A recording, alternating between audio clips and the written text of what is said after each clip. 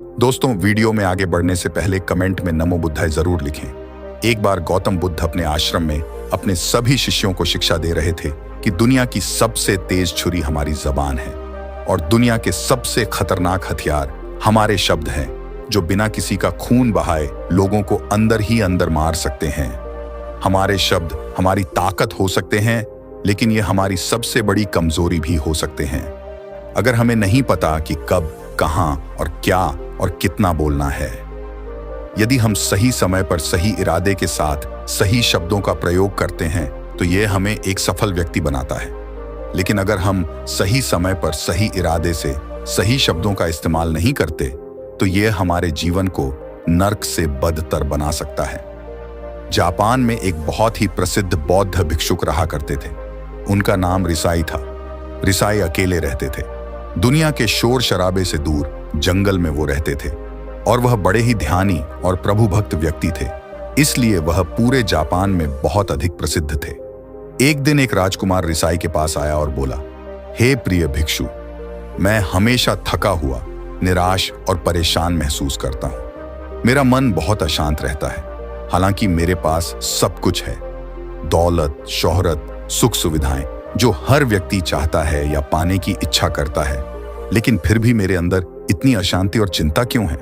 रिसाई ने उसकी बात बहुत ही ध्यानपूर्वक सुनी और कुछ सोचने के बाद कहा, तुम इस प्रश्न का उत्तर जानते हो, बस तुमने कभी इस प्रश्न को हल करने की कोशिश नहीं की है। रिसाई ने आगे कहा, मैं एक रिसर्च करना चाहता हूं, क्या तुम मेरा साथ उसमें दोगे? इस रिसर्च के बाद तुम्हारे जीवन में किसी भी तरह की अशांति और चिंता नहीं रहेगी। ये बातें सुनकर राजकुमार बहुत हैरान था। उसने रिसाई से कहा, बताइए, मुझे क्या करना होगा? अपने मन की शांति के लिए मैं कुछ भी करने को तैयार हूं। राजकुमार की इन्हीं बातों को सुनकर भिक्षु ने कहा, तो फिर आप अगले 15 दिन के लिए मेरे आश्रम में रहोगे और एक सामान्य व्यक्ति की तरह अपना जीवन व्यतीत करोगे और इन 15 दिनों में तुम अकेले और चुपचाप रहोगे, जितना हो सके कम बोलोगे। राजकुमार उस भिक्षु की बातें सुनकर सहमत हो गया। पहले दिन राजकुमार को लगा कि उसका मन सामान्य से अधिक अशांत और विचलित है। उसके मन में तरह तरह के विचार आ रहे हैं और वह आम लोगों की तरह जीवन जीने में असहज महसूस कर रहा है। उसे अंदर से बोलने की इच्छा हो रही थी, लेकिन वह चुपचाप रहा। उसके मुंह से एक भी शब्द नहीं निकला, बस वह चुपचाप बैठा रहता। लेकिन रात होते होते उसे अंदर ही अंदर शांति का अनुभव होने लगा। उसके लिए यह अनुभव अजीब था। वह खुद से पूछ रहा था कि वह अंदर ही अंदर इतना खुश क्यों है और उसकी आंतरिक बेचैनी और चिंता कम क्यों होने लगी है। अगले दिन राजकुमार अकेला चुपचाप बैठा रहा और वह प्रकृति को निहार रहा।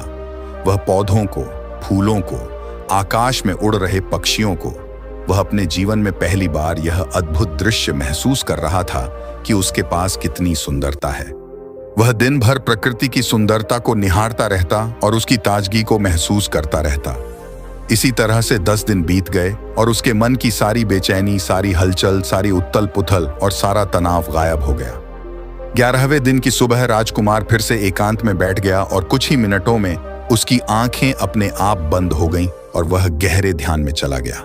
वह पूरे दिन वहीं पर आंखें बंद करके बैठा रहा और गहरे ध्यान में डूबा रहा। ना कोई शब्द, ना कोई चिंता। राजकुमार भीतर से असीम शांति और आनंद से भर गया। राजकुमार अपने बाकी के 4 दिन इसी तरह गहरे ध्यान में व्यतीत करने के बाद 15 दिन बाद रिसाई के सामने प्रस्तुत हुआ और रिसाई को प्रणाम करके बोला, प्रिय भिक्षु, मुझे उत्तर मिल गया कि मेरे मन में इतनी उथल पुथल और चिंता क्यों थी। मैं जान गया कि मेरा मन इतना अशांत और विचलित क्यों था। रिसाई मुस्कुराते हुए पूछा, बताओ क्या उत्तर मिला तुम्हें? राजकुमार ने कहा, मैं आवश्यकता से अधिक बातें करता था।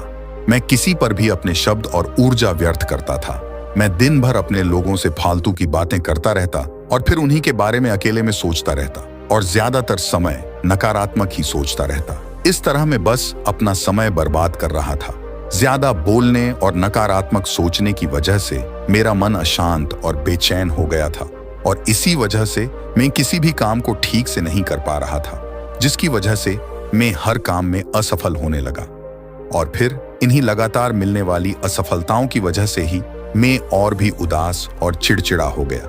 इन्हीं सभी चीजों की वजह से मेरा जीवन नष्ट हो रहा था लेकिन यहां पर बिताए हुए 15 दिन मेरे लिए पूरी तरह से अलग थे। मुझे कुछ अलग ही एहसास यहां पर हो रहा था। अब मुझे ऐसा लग रहा है मैं अपना जीवन पूरी तरह से जी रहा हूं, लेकिन इससे पहले मैं अपना जीवन गलत तरीके से जी रहा था। और मैंने यह भी सीखा कि हमें सिर्फ ध्यान करने की जरूरत नहीं है। ध्यान अपने आप होता है जब हम इस शांत और मौन होते हैं। ध्यान के पिछले कुछ दिनों के दौरान मैंने जो पहली चीज सीखी वह यह है कि मनुष्य के जीवन के सबसे महत्वपूर्ण घटना स्वयं को जानना है। ये सुनकर रिसाई ने कहा, सिर्फ तुम ही नहीं, दुनिया में ज्यादातर लोग जरूरत से ज्यादा बोलते हैं। आज भी लोग ज्यादातर समय केवल एक दूसरे को नीचा दिखाने के लिए ही बोलते हैं। कुछ लोग ना चाहते हुए भी बातें करते हैं और अपना जीवन बर्बाद कर लेते हैं। रिसाई ने राजकुमार को चुप रहने का महत्व समझाते हुए कहा, एक बार गौतम बुद्ध से उनके शिष्यों ने पूछा, प्रिय बुद्ध, आप ज्यादातर समय चुप क्यों रहते हैं? बुद्ध ने कहा, क्योंकि चुप रहने से व्यक्ति अंदर से अनंत शांति की गहराइयों में होता हूं। मौन अपने भीतर उतरने की पहली सीढ़ी है। मौन के बिना स्वयं को जानना असंभव है। स्वयं को जानने और समझने का पहला नियम है कि मौन हो जाओ, उतना ही बोलो जितना अत्यंत आवश्यक हो। बेफिजूल की बातें करना छोड़ दो। तुम अचानक पाओगे कि 90% से भी ज्यादातर लोग व्यर्थ ही ज्यादा बोलकर अपना समय बर्बाद कर रहे हैं। ना बोलने का कोई भी नुकसान नहीं है, लेकिन यदि आप ज्यादा बोलते हैं तो आप अत्यधिक गलती कर देते हैं।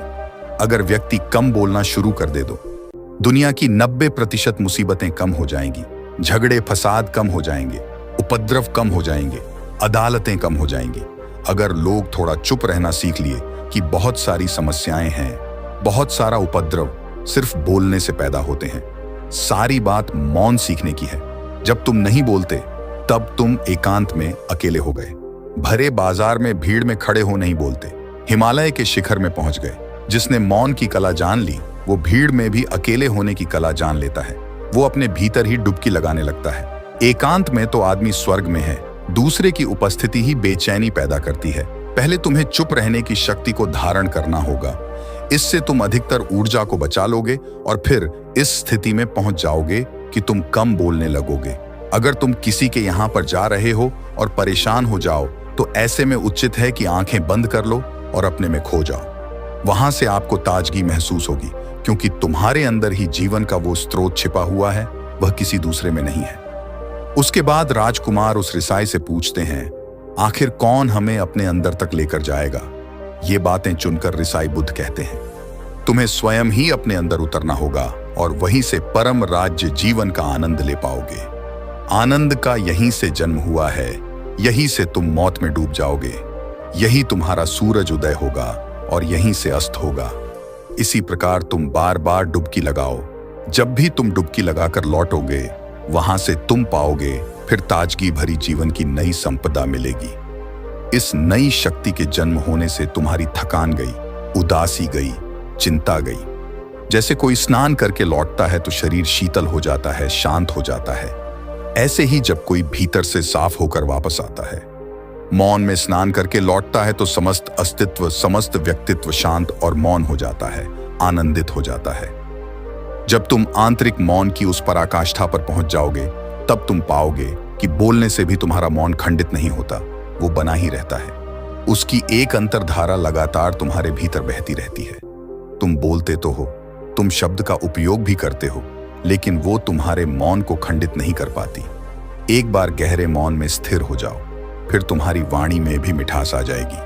तुम्हारा बोलना संगीतपूर्ण होगा, तुम्हारा बोलना सत्य होगा। तुम बोलोगे तो दूसरों पर भी शीतलता छा जाएगी। जैसे ही तुम अंदर से चुप होते हो, तुम इतने शक्तिशाली होने लगते हो कि समाज की निर्भरता तुम छोड़ने लगते हो और तुम्हारे जीवन में एक मस्ती आती है जो केवल दीवानों के जीवन में होती है। तुम्हारे चेहरे पर एक नई रौनक आ जाती है। तुम्हारी आंखें किसी अमृत के समान हो जाती हैं और तुम अनंत शांति के समुद्र में डूबने लगते हो। इतना कहकर भिक्षु रिजाई ने अपनी बात खत्म की और वो मौन में चले गए। राजकुमार उनका धन्यवाद कर कर अपने महल में चला गया। दोस्तों, आपने भी अनुभव किया होगा कि बहुत ज्यादा बात करने से दिमाग अशांत हो जाता है, जिससे हम अपने दिमाग पर नियंत्रण खो देते हैं और साथ ही अपना ध्यान भी खो देते हैं। जो लोग बहुत ज्यादा बोलते हैं उनके पास किसी एक काम पर ध्यान केंद्रित करने की काबिलियत नहीं होती। वो अपने किसी भी लक्ष्य पर पूरी तरह से केंद्रित नहीं कर पाते। अगर हमारा दिमाग एक जगह केंद्रित नहीं है तो हम जीवन की सच्चाई नहीं समझ पाते और ना ही मनचाही सफलता कभी हासिल कर पाएंगे। इसके अलावा भी आपने देखा होगा कि जो लोग अधिक बोलते हैं वो अक्सर लोगों के बीच हंसी का पात्र बन जाते हैं, और जो लोग कम बोलते हैं और अपनी बात पर कायम रहते हैं उन्हें लोगों से सम्मान मिलता है। लोग उनकी बातों को सुनते हैं और उन पर भरोसा भी करते हैं। जो लोग जरूरत से अधिक बोलते हैं और अपने विचारों के बारे में पक्के नहीं होते, उनका दिमाग स्थिर और विचलित रहता है, शोर से भरा रहता है, और एक अशांत दिमाग वाला व्यक्ति जीवन में किसी भी चीज में सफल नहीं हो पाता, क्योंकि वह किसी भी काम में फोकस नहीं कर पाता।